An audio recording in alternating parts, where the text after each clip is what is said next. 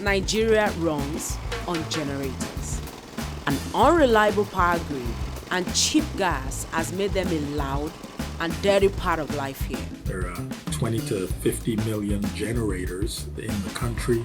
If you start a business, you almost certainly have to get a generator to keep it going.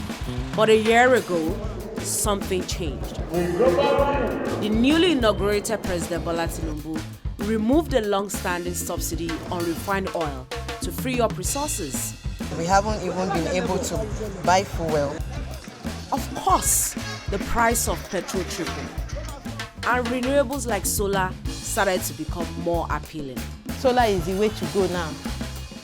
Some are hoping a solar boom will create more jobs for women who have typically been left out of the energy sector in Nigeria. But can they convince Nigerians to make the switch?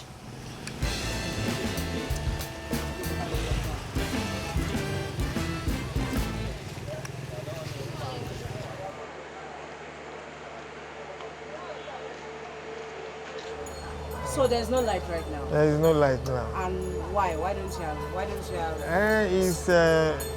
It's where we are, our country. They don't tell us when they take it, they don't tell us when they bring it. In Nigeria, it's common to hear people saying they took light. Here, they refers to NEPA, the National Electric Power Authority. But for decades, people have joked that it actually stands for Never Expect Power Always. Sometimes you just come and you stay for one full day, and then another 3 days you won't see it again. It just, you know how it is, like epileptic, off and on. It's like a toy. Nigeria's power grid collapsed 46 times between 2017 and 2023. As of July, it had already collapsed 4 times in 2024. We don't have enough, and the little we have is not enough to sustain us. About 92 million people in Nigeria, half the population, lack access to energy. But for business owners in Lagos, that is not an option. Good afternoon. Good afternoon. So when the grid, for instance, collapses and there is no power for like 3 days, as the case in Nigeria, how do you survive? How does your business survive? I survive with my gen. I quickly rush down to my backyard to put on the generator, run my gen for my customers. It's been a rough year for Stephen Ugbo. He's run the salon for about 8 years and has found it increasingly difficult to make ends meet. Before the removal of the petrol subsidy, 10,000 naira or almost $7 worth of fuel would last him a week.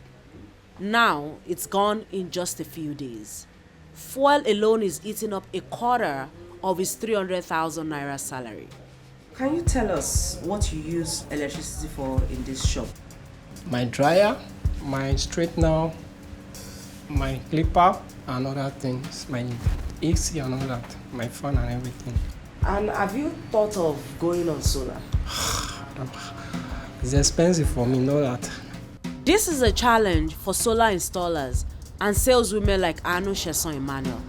She works for Solar Sister, which trains female clean energy entrepreneurs in sub-Saharan Africa. So what do you think is the general opinion of people around solar? People say, solar is expensive. Who has money to buy solar? Sheson Emmanuel had worked as an English teacher for over a decade before seeing an ad for a solar company, and she decided to make the career change. She's done more than 200 solar installations since she started in 2021. She says women make up most of her clients. Sometimes you have a woman that needs a home to be lighting will be more comfortable talking to a fellow woman, where the end user, the customer, will be able to understand and relate. They see people who are similar to them. So they say, hey, I bought this product, it works for me. I know the challenges that you face, and I think it could work for you as well. You might not know me, but I'm in your environment. And so what then happens is that the customer says, okay, I'll give it a try. This is Sandra Chukwudozie. She runs Salfa, one of the few renewable energy companies in Nigeria, headed by a female CEO. This is a solar system. Provides lighting, phone charging, They also have a female workforce of about 30%, compared to the global average in the energy sector at 16%. She says having this more equitable workforce has helped with fundraising. But when it comes to actually selling solar panels, it comes down to cost. Okay, let's be real. I think a layman or woman understands that your petrol generator is noisy, it makes noise, it emits fumes, it smells, and it's bad for the environment. They get that. But how is that putting money into their pockets by giving them something or an alternative? Right now, the average upfront cost of powering a single family home in Nigeria with solar is about 2 million naira, or almost $1,300. That is more than 5 times the country's annual minimum wage. The cost of running a generator for that same home, even at today's prices, is about 444,000 naira per year, or about $270. There is a lot of investment in the solar industry right now across the continent, from the World Bank to private companies, and some of that is helping to subsidize consumer costs. There is no lack of capital, especially now the whole world is talking about green, about climate, so the capital is available. SALFA has been able to subsidize their costs by about 60% with funding from donor organizations like the Rockefeller Foundation. SALFA wouldn't share specific number with us, but said they have been seeing a substantial increase in sales over the last year due to the subsidy removal. Customers are pouring in because there was this huge paradigm shift that happened. But there is a lot of ground to cover. Even though solar deployment in Nigeria has nearly tripled since 2016, it still accounts for less than 3% of the total energy mix. People have to know what they're buying is going to work all the time. And at this point, it's no longer just about the product itself. That transcends solar panels and batteries and inverters. That requires the building of an ecosystem of expertise.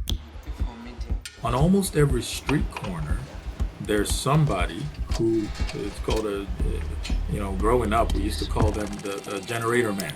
When your generator breaks, you call and they can come fix it. As the country transitions to cleaner energy, the new generator man might be a solar woman like Emmanuel. I have women that buy from me, customers that buy from me, and they have issues in installing, so I had to learn it, and I became an installer, so we could actually bring ourselves out of the energy poverty that plagues us and our community. So just definitely give back to our community, so it has been amazing. I'm Bukola Adebayo. I reported this story.